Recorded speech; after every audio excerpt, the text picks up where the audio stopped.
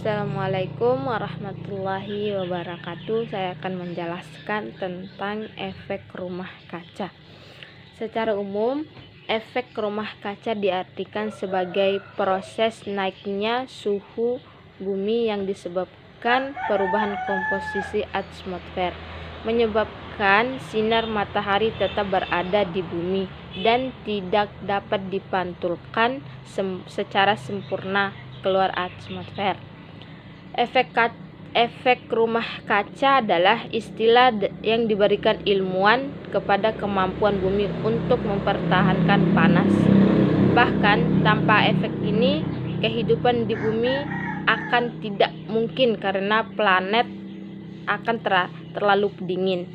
Pada dasarnya, efek rumah kaca merupakan fenomena alam yang wajar terjadi. Yang merupakan permasalahannya adalah fenomena ini terjadi begitu cepat atau berjalan begitu cepat yang dapat mengakibatkan kerusakan di permukaan bumi.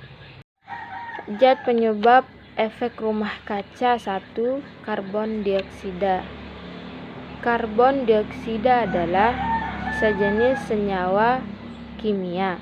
Zat ini terdiri dari dua atom, yaitu oksigen dengan atom karbon. Zat ini berbentuk gas pada temperatur dan tekanan yang normal yang berada di atmosfer bumi. Pada umumnya, konsentrasi karbon dioksida di atmosfer bumi adalah 387 ppm. Yang kedua yaitu belerang dioksida. Senyawa ini merupakan gas beracun dan juga mempunyai bau yang menyengat. Karena batu bara dan minyak bumi mengandung senyawa ini, maka pembakaran menghasilkan gas belerang, dan zat ini juga berpotensi untuk menyebabkan terjadinya efek rumah kaca. 3. Nitrogen oksida. Gas ini dihasilkan dari reaksi antara nitrogen dan oksigen saat terjadi pembakaran di udara. Pada tempat-tempat dengan kepadatan lalu lintas tinggi, nitrogen oksigen dilepaskan ke udara menjadi polusi udara. Gas ini berbentuk dari semua proses pembakaran yang ada di seluruh dunia. Yang keempat yaitu metana. Gas metana adalah gas yang tidak cocok di lingkungan, tetapi dapat menghasilkan energi besar. Gas ini mudah terbakar, akan tetapi memiliki konsentrasi udara sebesar 5-15% saja. Sedangkan metana air hanya dapat terbakar apabila mengalami tekanan dengan tinggi 4-5 atmosfer. Yang kelima, klorofluorokarbon dihentikan secara bertahap melalui protokol Montreal karena menyebabkan penipisan lapisan ozon. Senyawa antrogenik ini merupakan gas rumah kaca yang dapat menyebabkan terjadinya efek kaca lebih tinggi yang disebabkan oleh karbon dioksida. Dampak terhadap efek rumah kaca. Sebenarnya tidak ada dampak efek rumah kaca secara langsung dirasakan oleh bagi kehidupan, tetapi efek rumah kaca ini menyebabkan utama terjadinya pemanasan global yang sangat dampaknya begitu mengkhawatirkan.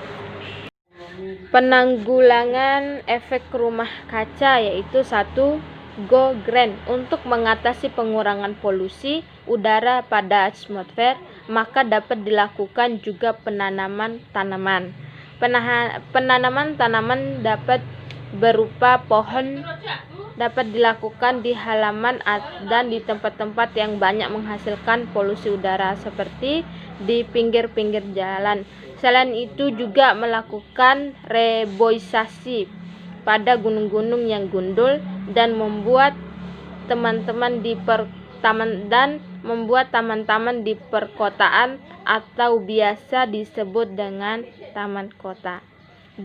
Pengelolaan sampah. Sampah merupakan masalah jangka panjang karena sampah akan terus ada. Jika tidak dilakukan langkah-langkah untuk menanggulangi masalah sampah, maka sampah akan terus menumpuk di tempat pembuangan sampah akhir.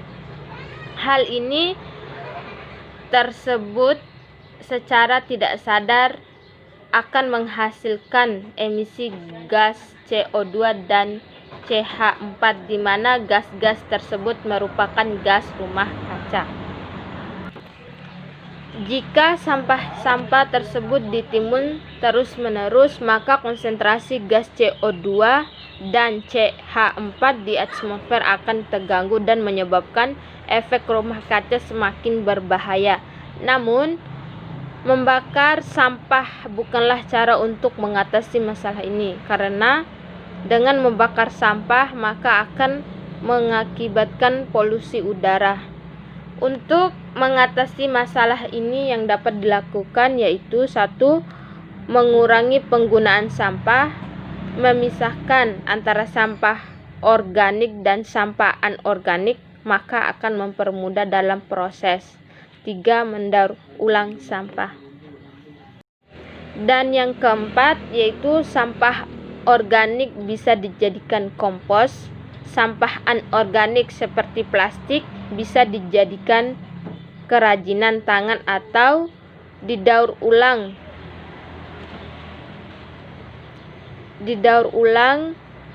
kemudian menjadi plastik. Sedangkan sampah kertas bisa diulang kembali menjadi kertas daur ulang dan kertas yang biasa digunakan HVS. Keenam, menghemat penggunaan kertas.